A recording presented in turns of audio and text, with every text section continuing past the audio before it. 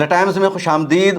مولانا بدرالدین اجمل اور بیرسٹر اسد الدین اویسی، ان دونوں کا الائنس اور اتحاد برداشت نہیں ہو سکا۔ مولانا محمود مدنی کو، ان کی جمعیت علماء ہند کو اور محمود مدنی صاحب کی جمعیت علماء ہند نے سیدھے نوٹس ایشو کر دیا ہے مولانا بدرالدین اجمل کے نام۔ اگلے 24 گھنٹے میں جواب طلب کیا گیا ہے، اور اگر جواب نہیں دیا گیا تو مولانا بدرالدین اجمل کو جمعیت علماء ہند سے نکالا جا سکتا ہے۔ نوٹس میں کہا گیا ہے کہ مولانا بدرالدین اجمل نے ایک فرقہ پرست پارٹی کے ساتھ الائنس کیا ہے، اتحاد کیا ہے، اور جمعیت کے دستور اور اصول کے خلاف ہے۔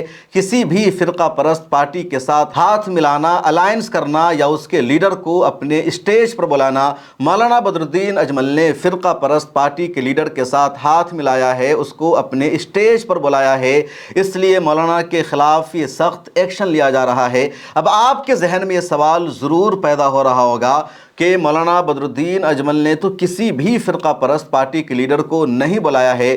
فرقہ پرست پارٹی کا جب لفظ آتا ہے تو بی جے پی کا خیال ذہن میں آتا ہے۔ ہندوستان میں بی جے پی کو ہی فرقہ پرست پارٹی کہا جاتا ہے، اور بی جے پی کے ساتھ کوئی الائنس نہیں ہے مولانا بدرالدین اجمل کا۔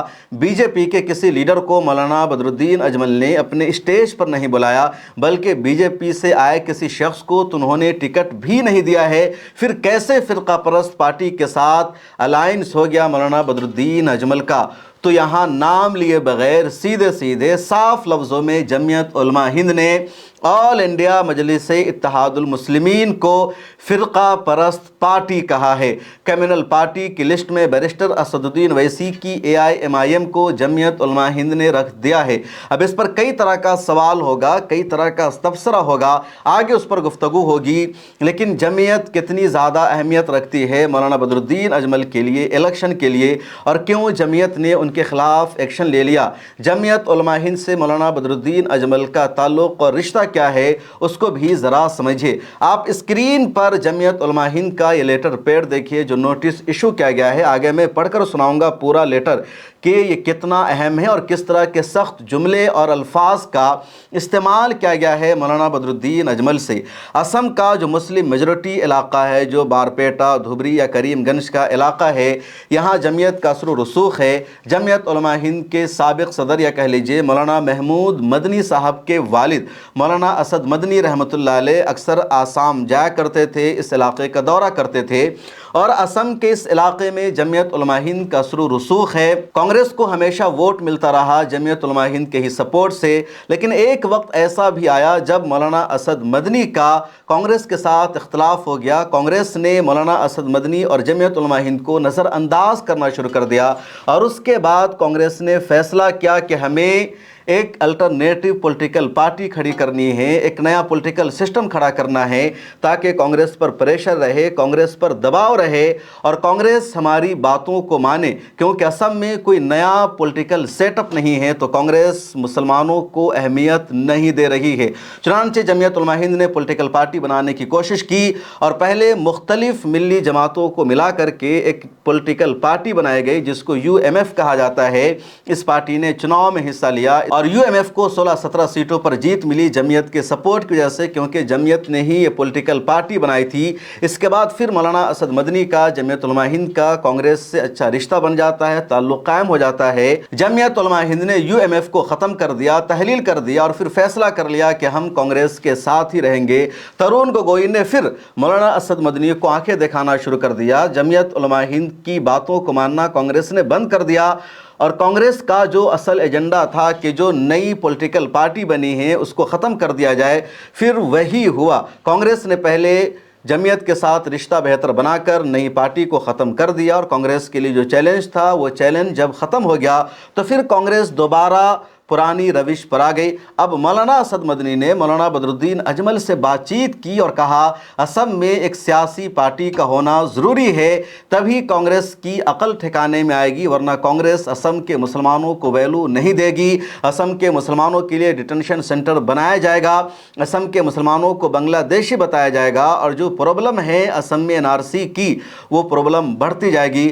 چنانچہ مولانا اسد مدنی کے کہنے پر مولانا بدرالدین اجمل نے ایک پولیٹیکل پارٹی پارٹی بنائی اور اس وقت جمعیت علماء ہند ایک تھی، متحدہ جمعیت تھی، چنانچہ جمعیت کے اشارے پر جمعیت کی آئیڈیالوجی کے مطابق ایک پولیٹیکل پارٹی بنی جس کا نام رکھا گیا یونائٹڈ ڈیموکریٹک فرنٹ، اور جمعیت کے جو موجودہ لیڈر ہے انہوں نے بھی AIUDF کے قیام میں یا اس کو آگے بڑھانے میں اہم کردار ادا کیا، جس میں مولانا ارشد مدنی کا بھی نام شامل ہے، جمعیت کے دوسرے نیتاؤں کا بھی نام شامل ہے۔ UDF کے لیے مولانا ارشد مدنی نے اور دوسرے لوگوں نے اسم میں جا کر ووٹ مانگا، چناؤ پرچار پرسار کیا۔ 2006 کے الیکشن میں پہلی مرتبہ UDF کو تقریباً 11 سیٹوں پر جیت ملی، تو اس میں مولانا ارشد مدنی کا اہم کردار تھا، دوسرے نیتاؤں کا اہم کردار تھا۔ اب وقت آتا ہے سال 2008 کا۔ سال 2006 میں مولانا اسد مدنی کا انتقال ہو جاتا ہے اور اس کے بعد مولانا ارشد مدنی کو جمعیت کا اگلا صدر بنایا جاتا ہے۔ مولانا ارشد مدنی مولانا بدر الدین اجمل کو جمعیت کا صدر رہتے ہوئے سپورٹ کرتے ہیں۔ 2006 کے الیکشن میں بھی ہو گئے تھے، لیکن سال 2008 میں جب جمعیت علماء ہند آپسی اختلاف کا شکار ہو جاتی ہے، مولانا محمود مدنی اور مولانا ارشد مدنی یعنی چچا بھتیجا کے درمیان جب اختلاف ہو جاتا ہے، مولانا ارشد مدنی کو جمعیت کے صدر کے عہدے سے ہٹا دیا جاتا ہے اور مولانا محمود مدنی نے قاری عثمان صاحب نور اللہ مرقدہ کو جمعیت علماء ہند کا نیا صدر بنا دیا۔ اب مولانا ارشد مدنی نے اپنی علیحدہ جمعیت بنائی۔ اس وقت مولانا ارشد مدنی اکیلے تھے اور کئی لوگوں نے مولانا ارشد مدنی کو سپورٹ کیا، جس کی وجہ سے مولانا ارشد مدنی کی دوبارہ جمعیت میں واپسی ہوئی۔ یہ الگ بات ہے کہ ابھی تک ان کی اپنی ہی جمعیت ہے، جو اصل جمعیت ہے وہاں مولانا ارشد مدنی کی واپسی نہیں ہو سکی۔ اب جن دو شخصیات نے سب سے زیادہ مولانا ارشد مدنی کو سال 2008 میں علیحدہ جمعیت بنانے میں سپورٹ کیا، اس میں پہلا نام ہے مولانا بدر الدین اجمل کا اور دوسرا نام ہے مولانا غلام محمد وستانوی کا۔ مولانا بدر الدین اجمل نے اپنے پیسے سے، ساز و سامان سے، ہر چیز سے مولانا ارشد مدنی کو سپورٹ کیا، بھرپور تعاون کیا اور مولانا ارشد مدنی نے الگ جمعیت بنا کر اپنا کام کاج کرنا شروع کر دیا۔ اب پھر ایک نیا اختلاف شروع ہو جاتا ہے سال 2010 میں۔ سال 2010 میں دارالعلوم دیوبند کے محتمم مولانا مرغوب الرحمان کا انتقال ہو گیا، نئے محتمم کا انتخاب ہونا تھا۔ اب مولانا ارشد مدنی محتمم بننا چاہ رہے تھے اور دارالعلوم کی مجلس شورا میں ان دنوں بہت زیادہ اثر و رسوخ تھا مولانا بدر الدین اجمل کا۔ مولانا بدر الدین اجمل نے دارالعلوم دیوبند کے محتمم کے لیے مولانا ارشد مدنی کا نام پیش کرنے کی جگہ مولانا غلام وستانوی کا نام پیش کیا اور مولانا غلام وستانوی کو دارالعلوم دیوبند کا اگلا محتمم بھی منتخب کر لیا گیا، چن لیا گیا۔ اب جیسے ہی مولانا غلام وستانوی دارالعلوم دیوبند کے محتمم بنے، اختلاف شروع ہو گیا۔ مولانا ارشد مدنی اور مولانا محمود مدنی دونوں نے اس فیصلے کو قبول نہیں کیا اور اس کے فوراً بعد مولانا ارشد مدنی نے اپنی جمعیت سے مولانا بدر الدین اجمل کو نکال دیا۔ مولانا بدر الدین اجمل کے خلاف جھوٹا اور نیگیٹو پروپیگنڈا بھی کیا گیا۔ ایڈیٹڈ تصویریں شائع کی گئی مولانا بدر الدین اجمل کی کہ وہ کسی مندر میں جا کر کچھ کر رہے ہیں یا کوئی اور ایسا عمل کر رہے ہیں جو عقیدے کے خلاف ہے، حالانکہ ذات تر وہ سب فرضی معاملہ تھا، ایڈیٹڈ معاملہ تھا۔ بہرحال مولانا ارشد مدنی نے اپنی جمعیت سے مولانا بدر الدین اجمل کو نکال دیا۔ اس کے بعد مولانا بدر الدین اجمل نے مولانا محمود مدنی کی جمعیت کو جوائن کیا اور اس وقت سے لے کر ابھی تک مولانا بدر الدین اجمل اسم جمعیت علماء کے صدر ہیں، ذمہ دار ہیں اور مولانا محمود مدنی اور مولانا ارشد مدنی میں اچھے تعلقات اور رشتے بھی پائے جاتے ہیں۔ یہاں دیوبند میں مولانا غلام وستانوی کو بھی وائس چانسلر کے عہدہ سے ہٹا دیا جاتا ہے۔ اس کے بعد مولانا ابو القاسم نعمانی دارالعلوم دیوبند کے اگلے محتمم بنتے ہیں۔ اب یہ پورا قضیہ ہوا مولانا محمود مدنی، مولانا ارشد مدنی، مولانا بدر الدین اجمل۔ اب اچانک مولانا بدر الدین اجمل کے خلاف جمعیت نے یہ رخ اپنا لیا کہ ان کو جمعیت سے ہی الگ کر دیا۔ میں نے تاریخ اس لیے بتائی کیونکہ ابھی مولانا ارشد مدنی کی ایک پرانی کلپ وائرل ہو رہی ہے جس میں مولانا ارشد مدنی مولانا بدر الدین اجمل کے خلاف بول رہے ہیں کہ وہ BJP کو فائدہ پہنچا رہے ہیں، جمعیت کے خلاف وہ کام کر رہے ہیں، جبکہ اس بات کو تمام لوگ جانتے ہیں جو جمعیت سے جڑے ہوئے ہیں کہ مولانا ارشد مدنی کا اہم کردار رہا ہے UDF کو بنانے میں، مولانا اجمل کو سیاسی طور پر سپورٹ کرنے میں، اور یہ پورا اختلاف شروع ہوتا ہے 2010 میں جب مولانا ارشد مدنی کو محتمم بننے کے لیے مولانا بدر الدین اجمل نے سپورٹ نہیں کیا۔ اب تازہ معاملہ کیا ہوا کہ مولانا بدر الدین اجمل نے بیرسٹر اسد الدین اویسی کو اسم میں بلایا، دونوں نے مل کر الائنس کیا۔ اسدالدین اویسی نے کہا کہ AIMIM اسم میں آ کر چناؤ نہیں لڑے گی، بدرالدین بھائی پہلے سے یہاں چناؤ لڑ رہے ہیں تو AIMIM ان کی پارٹی AIUDF کو سپورٹ کرے گی۔ 2 اور 3 اپریل کو بدرالدین اجمل صاحب اور اسدالدین اویسی صاحب نے ایک ساتھ بہت ساری ریلیوں کے خطاب کیا، تقریر کیا، کئی طرح کی بات چیت ہوئی جس کو آپ پچھلی ویڈیوز میں سن چکے ہیں۔ اب اچانک جمعیت علماء ہند نے اپنے لیٹر ہیڈ پر ایک اسٹیٹمنٹ جاری کر کے کہا کہ آل انڈیا مجلس اتحاد المسلمین فرقہ پرست پارٹی ہے، اگلے 24 گھنٹے میں وہ جواب دے ورنہ ان کے خلاف ایکشن لیا جائے گا۔ پورا متن کیا ہے اسے دیکھ لیجئے، جو ٹائٹل لگایا گیا ہے کہ فرقہ پرست پارٹی سے اتحاد پر مولانا بدرالدین اجمل قاسمی کو نوٹس، 24 گھنٹوں میں جواب طلب۔ 4 اپریل 2026 سے نیوز ہے، چونکہ پریس ریلیز کے طور پر اس کو شائع کیا گیا ہے۔ جمعیت علماء ہند نے اپنی اصولی پالیسی کی روشنی میں مولانا بدرالدین اجمل قاسمی صدر جمعیت علماء آسام سے حالیہ انتخابی مہم کے دوران ایک فرقہ پرست سیاسی جماعت کے ساتھ مبینہ اتحاد اور علانیہ حمایت کے سلسلے میں 24 گھنٹوں کے اندر تحریری وضاحت طلب کی ہے۔ جمعیت علماء ہند کے ناظم عمومی مولانا محمد حکیم الدین قاسمی کی جانب سے جاری کردہ نوٹس میں کہا گیا ہے کہ جمعیت کی اکابر رحم اللہ نے آزادی کے فوری بعد مجلس عاملہ کے تاریخی اجلاس منعقدہ 17-18 اگست 1951 زیر صدارت شیخ الاسلام مولانا سید حسین احمد مدنی رحمۃ اللہ علیہ انتخابات اور ووٹ سے متعلق ایک واضح اصولی اور غیر مبہم پالیسی منظور فرمائی تھی، جس کی توثیق کے بعد متعدد اجلاسوں میں بھی اس کی توثیق کی جاتی رہی ہے۔ جمعیت نے اپنی پالیسی میں طے کیا تھا کہ جمعیت کے ارکان اور ذمہ داران کے لیے یہ لازم ہے کہ کسی بھی فرقہ پرست جماعت سے کسی قسم کی وابستگی نہ رکھے، اس کے برعکس انہیں صرف ایسی جماعتوں اور قوتوں کے ساتھ رہنے کی ہدایت دی گئی تھی جو قومی یکجہتی، آئینی اقدار، جمہوری اصولوں اور تکثیری معاشرتی ڈھانچے کی بقا کی حامی ہو۔ بہت سخت اردو ہے لیکن سنیے، آگے کچھ اور بات بھی آپ سے کرنی ہے۔ اس کے برعکس حالیہ انتخابی مہم میں مولانا بدرالدین اجمل قاسمی نے ایک فرقہ پرست پارٹی کے ساتھ سیاسی اتحاد اور ہم نوائی کی ہے اور اس کی اعلانیہ حمایت حاصل کی ہے، جو جمعیت علماء ہند کی پالیسی اور اس کے بنیادی اصولوں سے صریح انحراف ہے۔ اس پس منظر میں ان سے کہا گیا ہے کہ وہ 24 گھنٹوں کے اندر اپنا تحریری جواب مرکزی دفتر کو ارسال کرے اور یہ واضح کرے کہ مذکورہ طرز عمل کن مقاصد، حالات اور بنیادوں پر اختیار کیا گیا۔ بیان میں یہ بھی کہا گیا ہے کہ اگر موصولہ جواب اطمینان بخش نہ ہوا تو تنظیمی ضابطے اور دستور کی روشنی میں مناسب کارروائی عمل میں لائی جائے گی۔ جمعیت علماء ہند نے اپنے بیان میں اس عزم کا اعادہ کیا ہے کہ وہ اپنے اکابر کے طے کردہ اصولی موقف، آئینی اقدار کے تحفظ اور فرقہ وارانہ سیاست کی مخالفت کے موقف پر پوری مضبوطی کے ساتھ قائم ہے۔ نیاز احمد فاروقی صاحب جو جمعیت کے سیکریٹری ہے، ان کی طرف سے اس پریس ریلیز کو ایشو کیا گیا ہے اور کہا گیا ہے کہ تمام اخبارات اس خبر کو چھاپے، مولانا کو بھیجا گیا نوٹس یا نہیں بھیجا گیا اس کے بارے میں کوئی خبر سامنے نہیں آئی ہے۔ مولانا کی طرف سے بھی کہا گیا کہ ان کو کوئی انفارمیشن نہیں ملی ہے میڈیا میں کیا چل رہا ہے، کیونکہ اسم کا جو الیکشن ہے بہت نزدیک آ چکا ہے۔ 9 اپریل کو اسم میں ووٹنگ ہونی ہے، 7 اپریل تک وہاں کیمپین چلے گا۔ مولانا بدرالدین اجمل نے اس مرتبہ پوری کوشش کی کانگریس کے ساتھ الائنس کرنے کی، لیکن کانگریس نے الائنس نہیں کیا۔ اس کے بعد اسدالدین اویسی صاحب کے ساتھ مولانا بدرالدین اجمل نے الائنس کیا۔ اب جمعیت علماء ہند نے بیرسٹر اسدالدین اویسی کو فرقہ پرست لیڈر قرار دے دیا ہے۔ آل انڈیا مجلس اتحاد المسلمین کو بی جے پی کی صف میں واضح لفظوں میں جمعیت علماء ہند نے کھڑا کر دیا اور کہا جا رہا ہے کہ شیخ الاسلام مولانا حسین احمد مدنی کی پالیسی رہی ہے کہ جمعیت کسی بھی پارٹی کے ساتھ الائنس نہیں کرے گی۔ سوال یہ ہے کہ خود مولانا محمود مدنی صاحب 2 مرتبہ لوک سبھا کا چناؤ لڑ چکے ہیں۔ یہ الگ بات ہے کہ دونوں مرتبہ ان کو ہار کا اور بدترین شکست کا سامنا کرنا پڑا۔ ایک مرتبہ اسم جا کر انہوں نے لوک سبھا کا چناؤ فائٹ کیا تھا، دوسری مرتبہ انہوں نے یوپی سے چناؤ فائٹ کیا تھا، یعنی امروہہ سے دونوں مرتبہ چناؤ ہار گئے۔ ان کے بھائی کئی علاقوں میں جا کر چناؤ لڑ چکے ہیں، مولانا محمود مدنی کے بھائی وہ چناؤ ہار چکے ہیں۔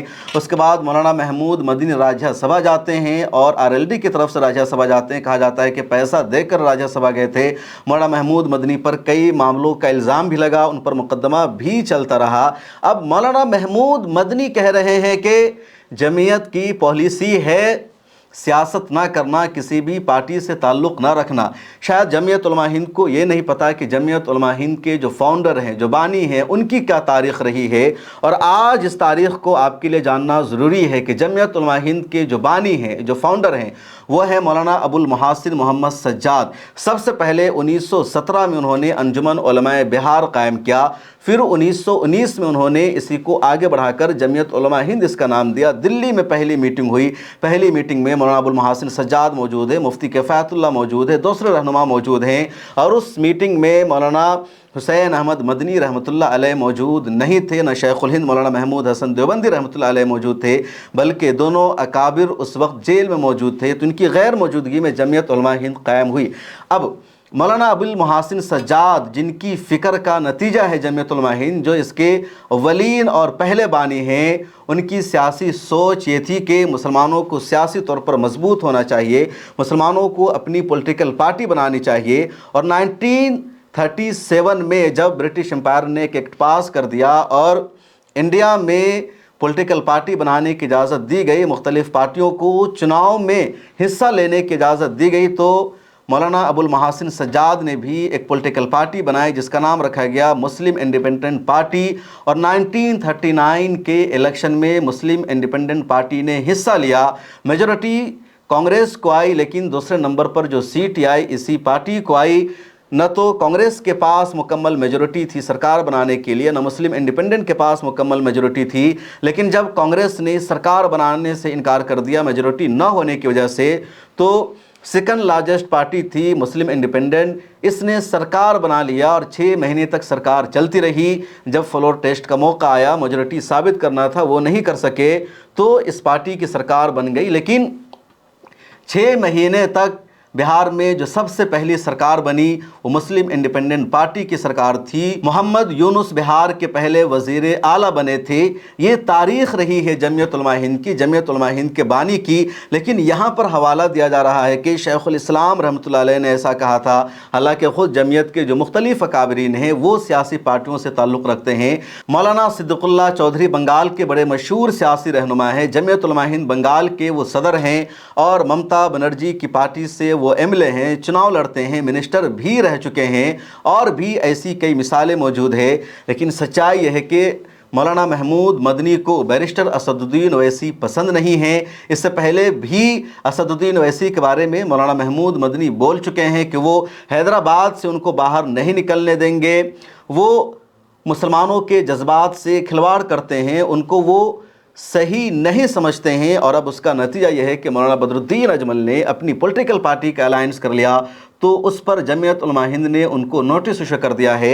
जबकि यूडीएफ से जमीयत उलमा हिंद का कुछ भी लेना देना नहीं। जमीयत उलमा हिंद ने, मौलाना असद मदनी ने, मौलाना अरशद मदनी ने मौलाना बदरुद्दीन अजमल को ये देखकर कि इनके पास पैसा है, इनके पास तिजारत है, ये पॉलिटिकल पार्टी को चला सकते हैं, सियासत में इस्टेब्लिश हो सकते हैं, तो उनको पॉलिटिकल पार्टी बनाने के लिए कहा।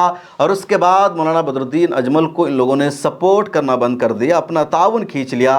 और अब नतीजा यहाँ तक आ गया कि मौलाना बदरुद्दीन अजमल, जिन्होंने हर तरह की कुर्बानी दी, अपना पैसा लगाया, अपनी जान लगाई, सब कुछ किया, उनको पार्टी से निकालने की धमकी दी जा रही है।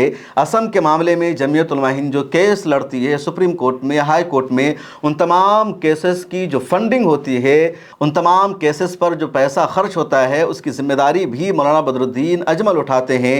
लेकिन अब मौलाना बदरुद्दीन अजमल को नोटिस इशू कर दिया गया है और सिर्फ 24 घंटे का टाइम और तहरीरी जवाब मांगा गया है। मौलाना बदरुद्दीन अजमल रैलियों में लगे हैं, कैंपेन कर रहे हैं। सिर्फ 4 दिन बचा है, 5, 6, 7 बल्कि सिर्फ 3 दिन बच गया है। 7 अप्रैल की शाम तक ही वहां आखिरी कैंपेन है और कहा गया है अब तमाम कामों को छोड़िए, हमें नोटिस इशू कर दिए। एक सवाल जवाब से है मेरा, ऑल इंडिया मजलिस इत्तेहादुल मुस्लिमीन से बहुत सारे मामलों में मेरा भी इख्तलाफ है, आपका भी इख्तलाफ हो सकता है, लेकिन क्या AIMIM को फ़िरका परस्त पार्टी कहना सही है? और अगर किसी भी फ़िरका परस्त पार्टी के लीडर के साथ मिलना गलत है तो फिर बीजेपी के सीनियर रहनुमा हैं राजनाथ सिंह, वो होम मिनिस्टर रह चुके हैं, अभी डिफेंस मिनिस्टर है, उनको क्यों जमीयत उलमा हिंद अपने ईद मिलन प्रोग्राम में बुलाती है? बी जे पी के नेताओं से क्यों मिलते रहते हैं मौलाना महमूद मदनी, RSS के नेताओं से क्यों मिलते हैं मौलाना महमूद मदनी, अरशद मदनी। मोहन भागवत से साल 2018 में मौलाना अरशद मदनी ने मुलाकात की थी। तो अगर आप मुलाकात करें RSS के रहनुमा से, अगर आप मुलाकात करें BJP के रहनुमा से, आप अपने प्रोग्राम में बुलाए BJP के रहनुमा को, तो सही है, इस पर कोई एतराज़ नहीं होगा। कहा जाएगा कौम के लिए, मिल्लत के लिए उनसे बातचीत की जा रही है। आप जाकर नरेंद्र मोदी साहब से मुलाकात करते हैं, आप कहेंगे कि वो वज़ीर आज़म हैं इसलिए मुलाकात कर रहे हैं, लेकिन क्या मौलाना बदरुद्दीन अजमल ने बैरिस्टर असदुद्दीन ओवैसी से मुलाकात कर लिया, उनको अपने स्टेज पर बुला लिया, उनकी हिमायत ले ली, तो इतना बड़ा जुर्म बन गया? क्या आप उनको पार्टी से निकाल देंगे? कांग्रेस ने मौलाना बदरुद्दीन अजमल के ख़िलाफ़ लगातार जहर अफशानी की है, उनके साथ अलायंस नहीं किया। राहुल गांधी, प्रियंका गांधी ने जाकर मौलाना बदरुद्दीन अजमल को BJP की B टीम कहा, एजेंट कहा। तब आपने एक लफ्ज़ नहीं बोला था कांग्रेस के ख़िलाफ़ कि कांग्रेस कैसे हमारे लीडर को इस तरह बोल सकती है। आपकी क्या राय है? कमेंट सेक्शन में लिखिए, मुझे बताइए। फिर मुलाकात होगी। अल्लाह हाफ़िज़।